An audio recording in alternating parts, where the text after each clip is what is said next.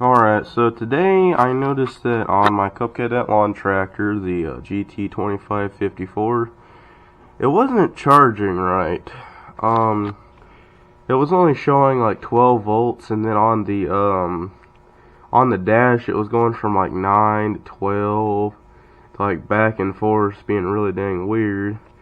So I didn't pull the flywheel off when I kind of rebuilt the top end of this. There's a brand new cylinder right here and on this side, and this is the Kohler Command 23, by the way. I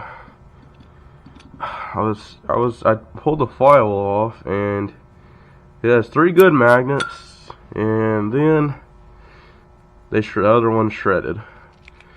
I had the same thing happen on my tractor right there, that one right there, with that engine. That one's just a 20, but it's this right here, they're quite beat up. This one right here is pretty damaged. I think it's really just one that's really badly damaged, but I'm not going to use this anymore. It's pretty damn worn out. But I got super lucky the other day, actually. I found in someone's yard a CV25 or a CV730 is what they actually call it, but it's a 25 horsepower, 725 cc Kohler Command V-twin. It was a vertical, but I got it for 10 bucks, and this right here is one of the parts off of it. I got completely disassembled on my desk, but this one right here doesn't seem to have any problems with it. I floated off, depth some spider webs. I mean, it's in really great condition. Also have another extra flywheel, and the magnets are good on it. But I will be making a video soon on the tractor over there. Gonna have a bolt break off right here though. I don't know what I'm gonna do about that yet, but I'll figure it out. Yeah, that happened today. It's been doing it for a little while, actually.